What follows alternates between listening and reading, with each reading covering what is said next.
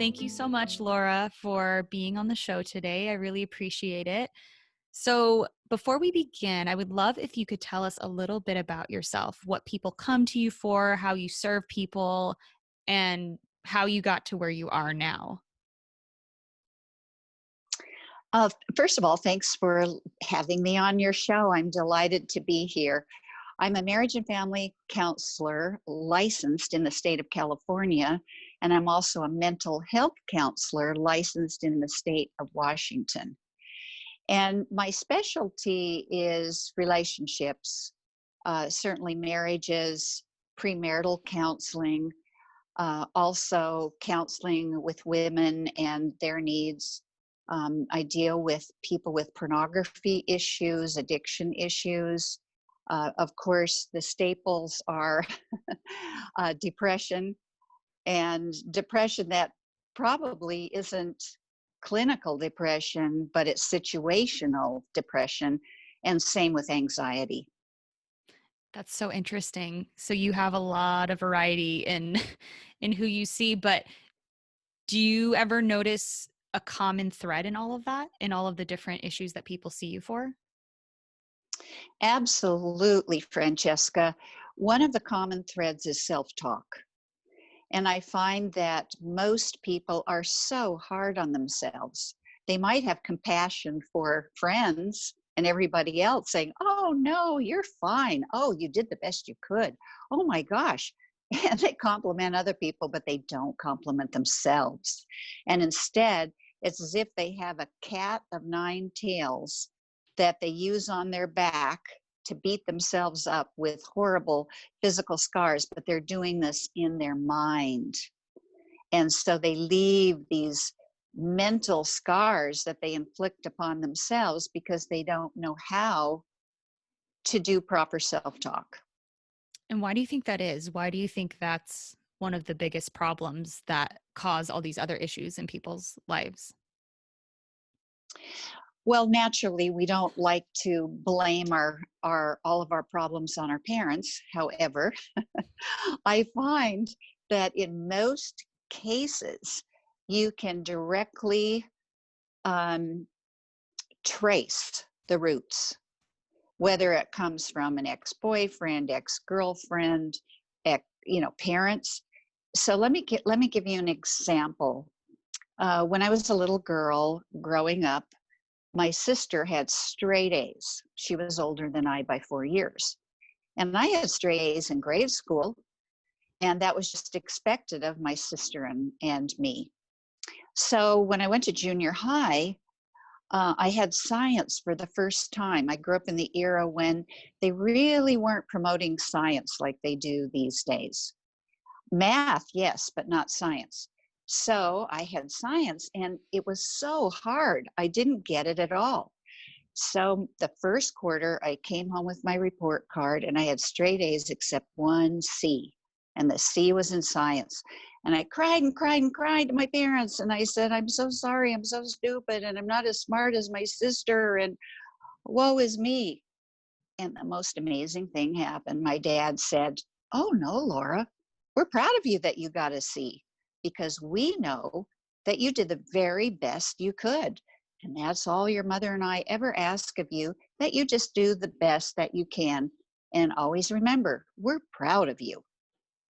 Well, guess what that did to my self talk? Changed everything. I had done the best I could. My parents knew it, so I knew it, so I could have compassion on myself. Well, that became really in my life a marvelous um, paradigm for my life Mm. of not criticizing myself. Why? Because I did the best I could. And if I could just get people to say to themselves, "I'm proud of myself. I did the best I could." And what I learned from that is that never again am I going to go out with a guy who criticizes me and verbally abuses me. It's interesting. Yeah. Well, I'm really glad that you brought up the idea of relationships and how they can affect the way that we interact with the world or see the world, because that's exactly what I wanted to dive into with you more, is about I mean, I get a lot of listeners who ask me how to be themselves in a relationship, how to have a sense of self in a relationship, how to love themselves in a relationship. And so, you gave us a little taste into that. But before we jump into that, something I like to ask people who come on the show is, what is your spiritual practice?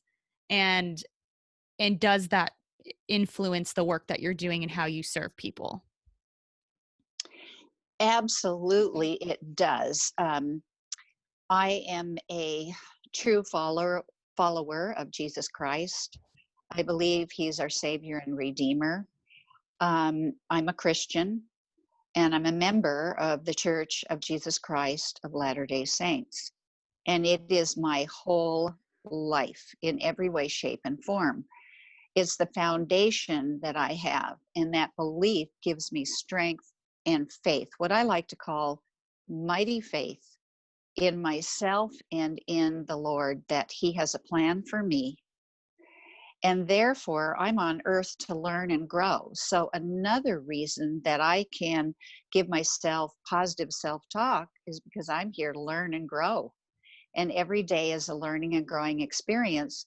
So, I can always look back on the mistakes I make and say, wow, Laura, I'm proud of you. The same words that my father said all those many years ago when I was 12 years old. I'm proud of you, Laura. You did the best you could, because really, we all do the best that we can. And to all your listeners out there, you are doing the very best that you can. So don't beat yourself up. Instead, see the good and just say, I didn't know what I know now. Yeah, I love And that. No, go ahead. um, there's another thing that I like to look at, and that is that some people struggle with that. So I like to divide up thoughts. And sometimes I will have people write out their thoughts for an entire week and put them under the categories of: one, truth; two, irrational, or maybe it's catastrophic, maybe it's futurizing. Any anything that is about irrational thought. And the last one I like to call evil inspired. Whether a person is a Christian, a Muslim, whatever religion that they are, there is good and evil. Even literature, all great literature shows good and evil. Shakespeare, whom everyone looks at and says he was truly one of the great writers of the world, he portrayed good and evil. So there are some thoughts that we have that we can just say, no, that's coming from a dark place. I will not have any part of that in my life. If the thought we have is under truth, we can say, well, that is true. I did make a mistake in what I said to my boyfriend or my girlfriend or my husband or my wife or my best friend, but I can change that.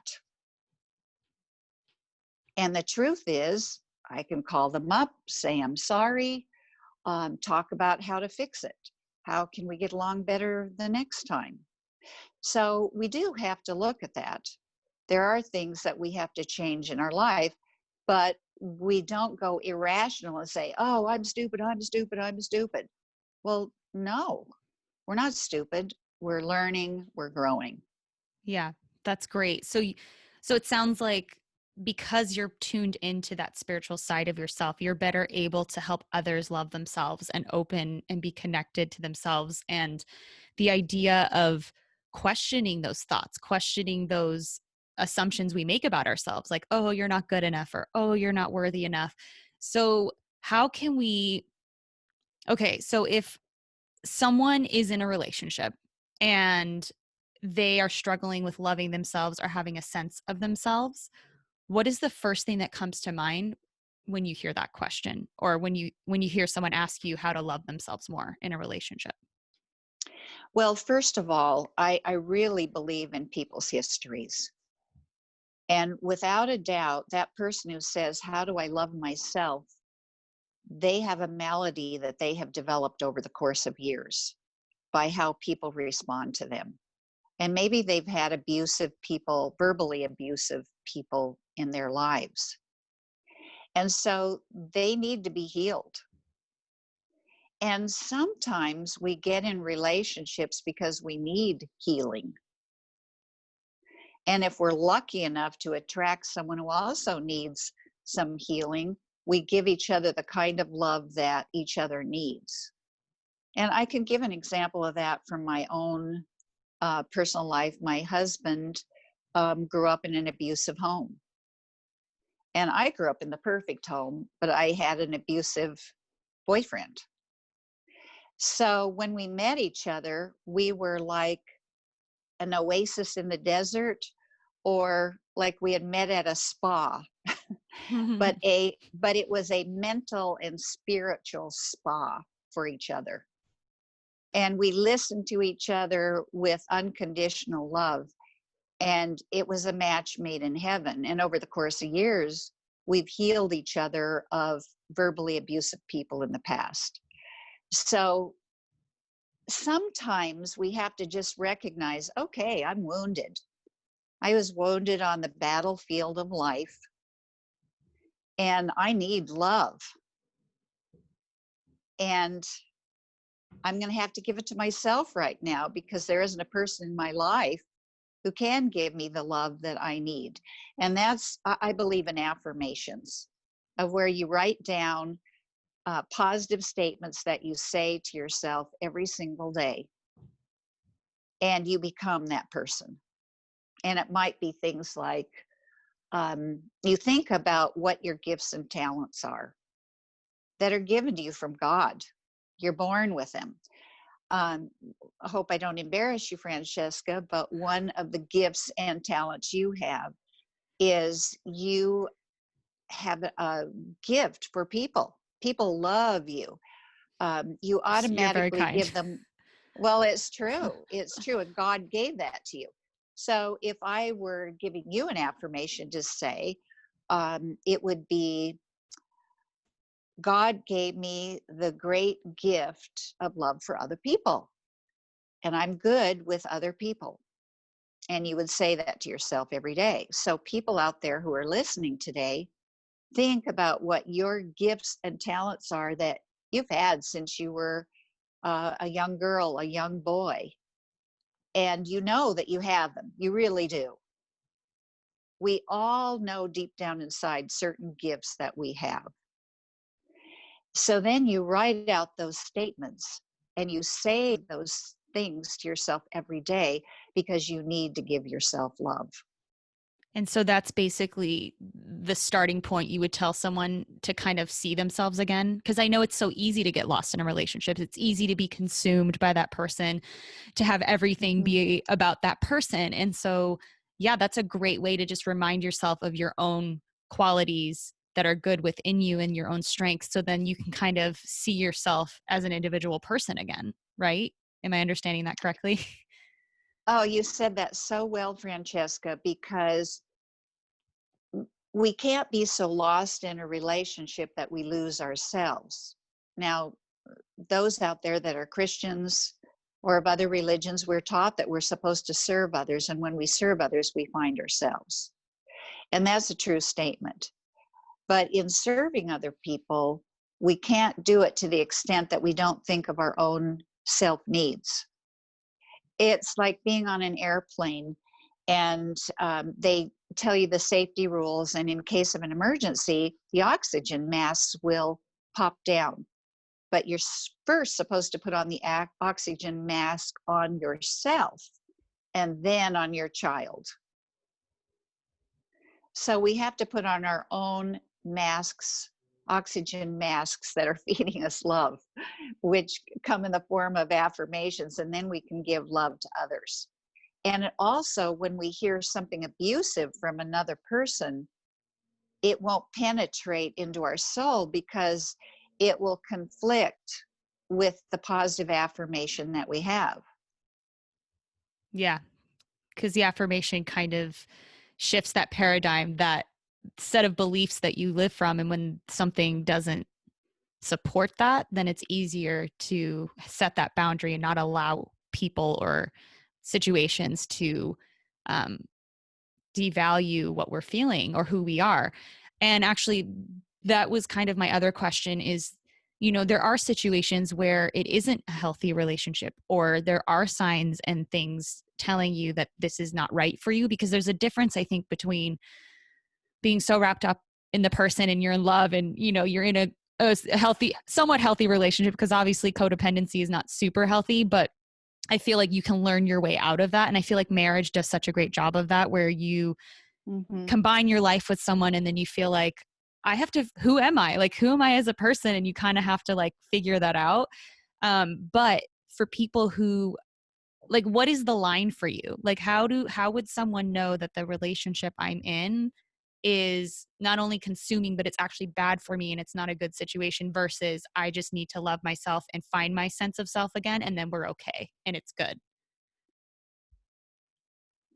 That is a good question. It's a profound question, and it's difficult on a broad spectrum to give one answer for everybody, Mm. because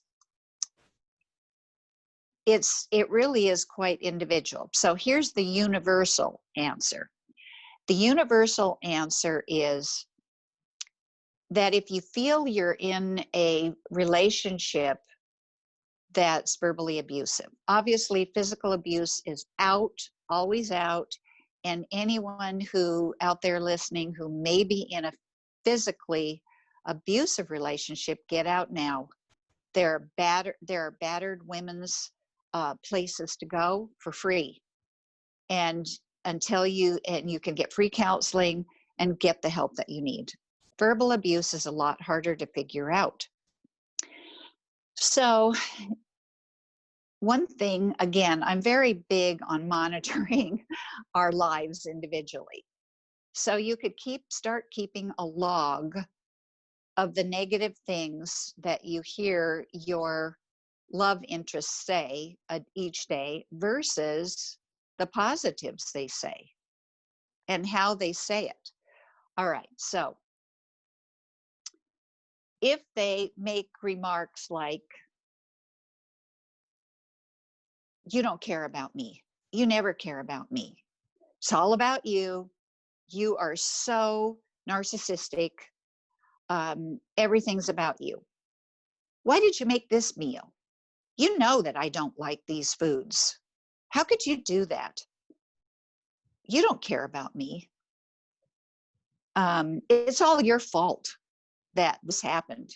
It's your fault that we're failing, that you're destroying our relationship. In other words, they never take any responsibility themselves. They don't say, oh my gosh, I'm so sorry, what did I say that hurt you? Oh my gosh, please forgive me, I did not mean to. Let's talk about this for a second, this is what I was meaning. And the other person can say, oh, okay, I'm sorry too.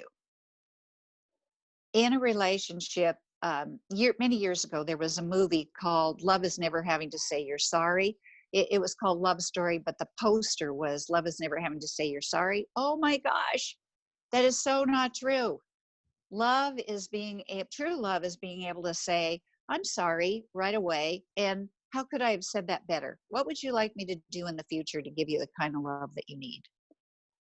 And another way to say things is to always let a person off the hook and think the best of them. If you're in a relationship that is going to last forever, which we all want to be in that kind, then you would assume the best of your love interest. And that love interest, if you hurt their feelings, would say, honey, sweetheart, hey, babe, I know you didn't mean to hurt me just then. Can we talk about what you just said? Because I just really felt hurt.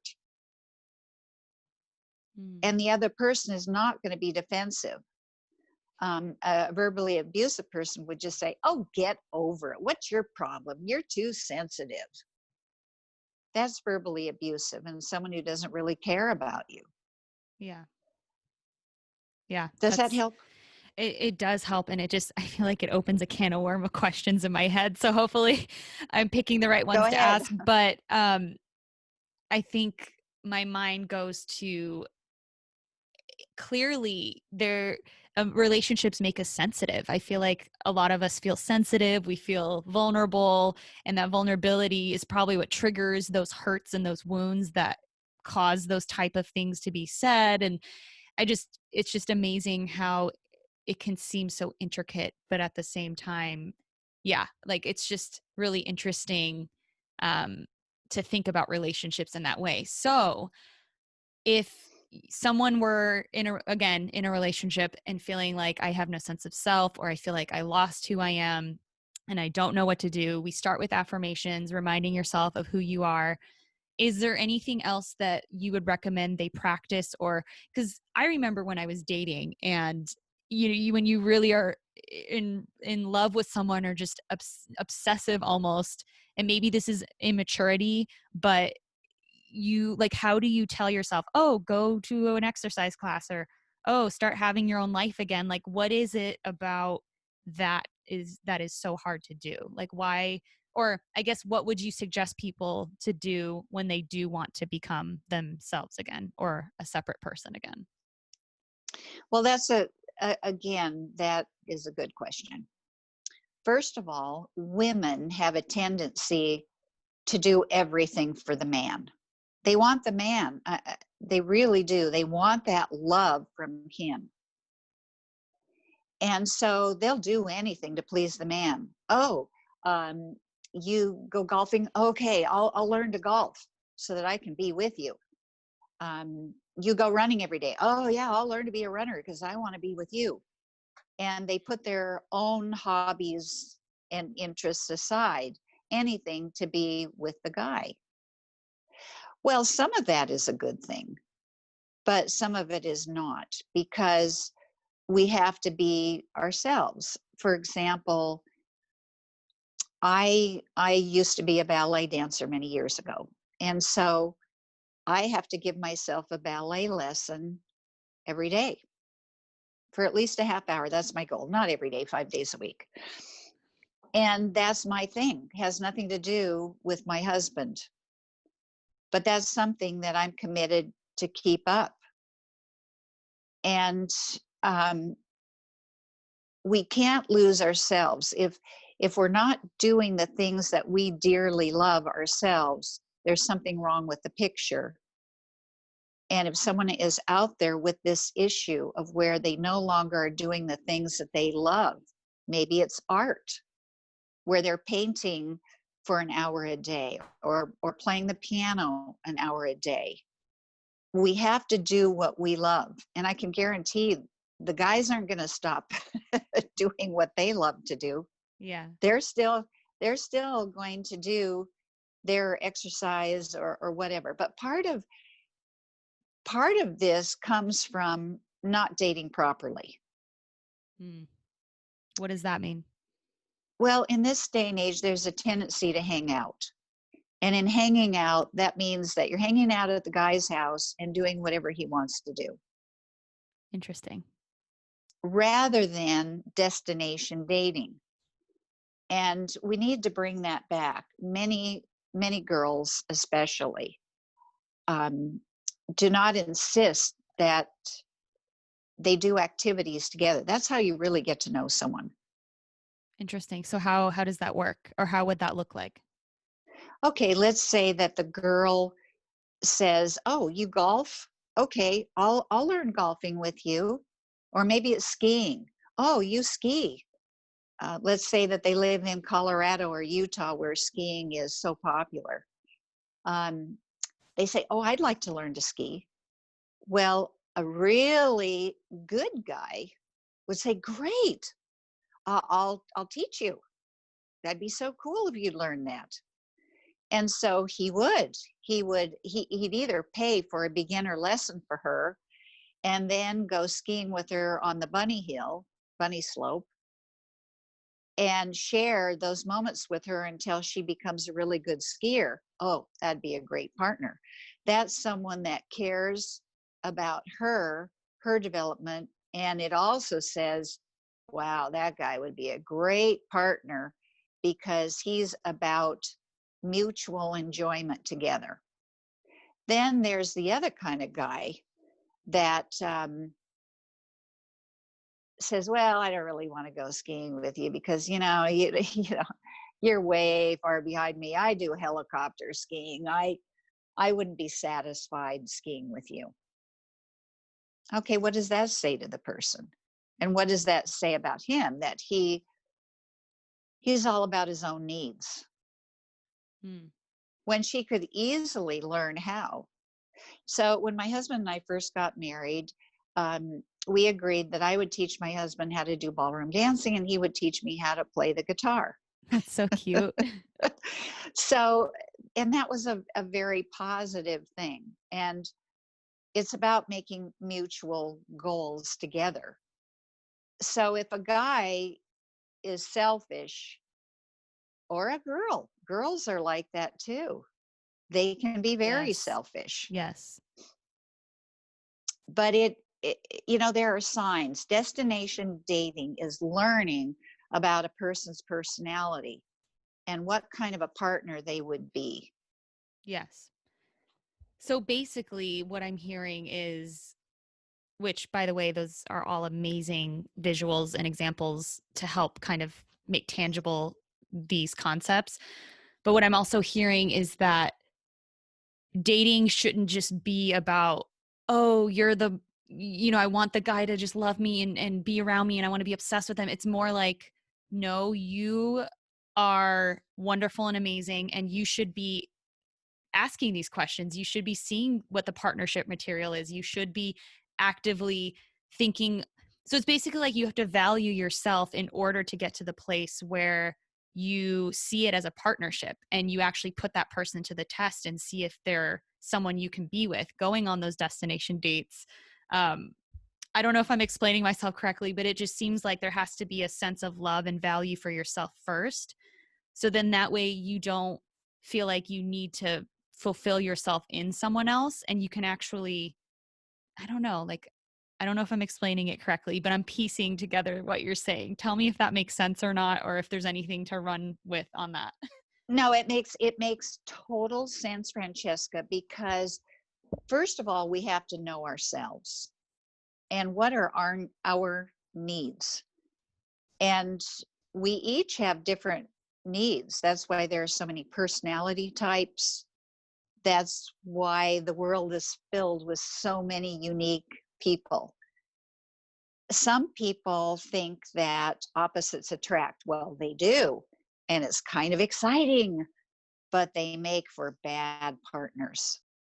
We Interesting. need we need partners that have our same goals, have our same um, likes and dislikes. Like, for example, an atheist that marries a very devout Catholic, it's going to end in divorce. Yeah. And I mean, there are probably some exceptions, but overall, it makes it much harder, right? Or Yeah, is it? Yeah. yeah. No, that's right. And a classic example is a story of one of my clients that um, the atheist was a devout golfer on Sundays, and my client was a Catholic who went to mass every Sunday. They get married, and he finds a lady on the golf course who's single, who golfs every Sunday, is also an atheist, and they end up having an affair. Wow. Yeah. And so because the bottom line is that we really do want someone that shares our interests. So I actually wrote a book that is called Don't Get Engaged Until You Read This Book. And it focuses on principles about first knowing who and what you are and what your needs are. I love that. And and then it focuses on how to find that in another person. So I think oftentimes people, especially in this day and age, are infatuated with someone who's attractive and they'll start having an intimate relationship right away because they want that person so much. Well, what happens is the sexual relationship masks what their real needs are. And it pretty much stops the progression in getting to know a person mentally and spiritually.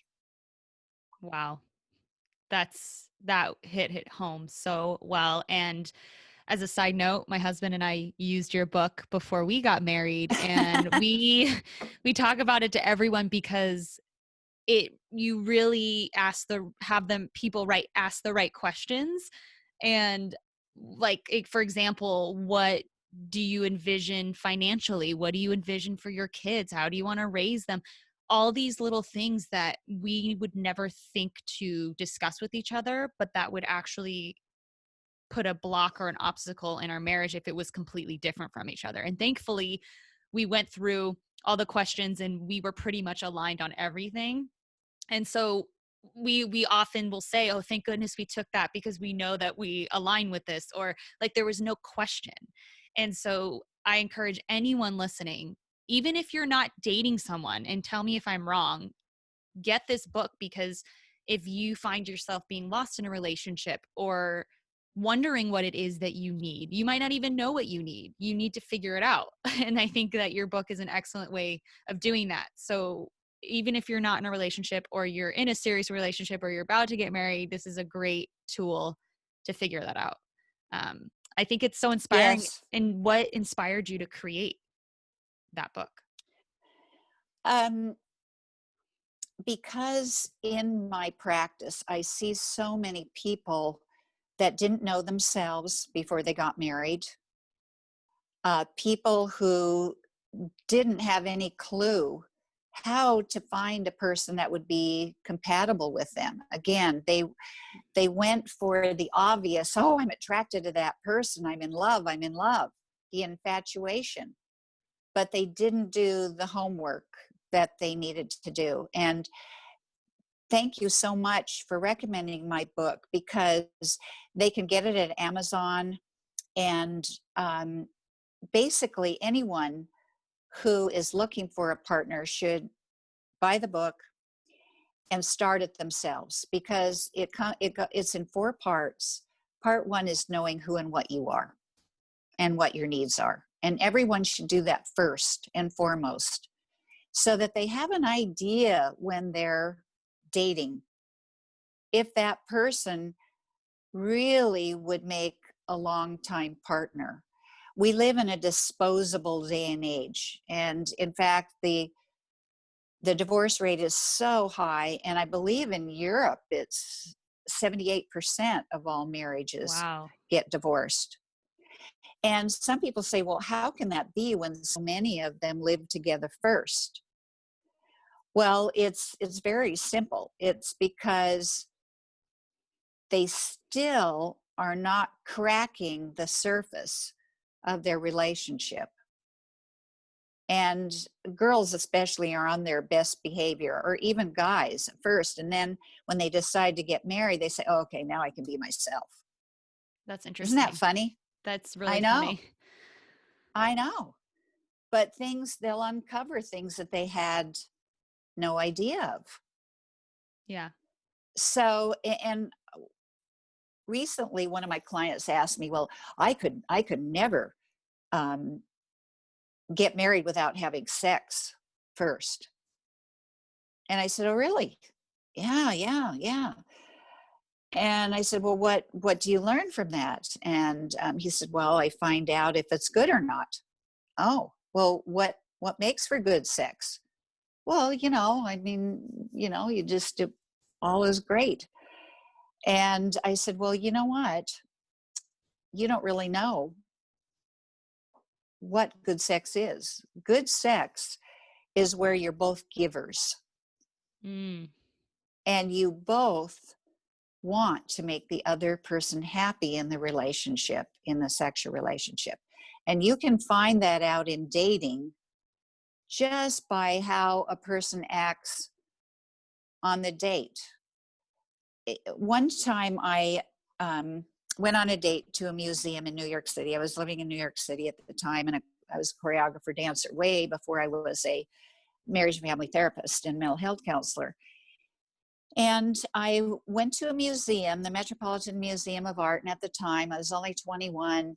I had never studied art. I didn't know anything about art. And I was dating this guy that I would have married him on the first date if he had said to me, "Will you marry me?" Because he was so handsome. He was a member of my church. And oh, I was infatuated. But on the first date of him taking me to the museum, I soon learned that he would never be a giver. Wow. Because as we went through the museum, I didn't know anything about art. And he would say, we'd look at different pieces of art and he'd say, "Oh, what do you think about that?" Well, I didn't even have the vocabulary to know how to think about art. I didn't even know that I could have an opinion without knowing anything about art. Mm. I mean, I could say, "Ooh, that is so cool. I like the colors in that. And I wonder what that lady is thinking." I didn't know how to do anything like that. Okay. And he didn't help. I would say, "Oh, it's interesting." And at the end of the day, he said, "Is that all you could say? Is that's interesting?" Well, he could have taught me about art. And when I met my husband, he was so wonderful. If I didn't know something, he'd help me. He'd teach me. Hmm. And that's a giver. We teach each other in a kind, loving way so that we can share with each other. We learn from each other.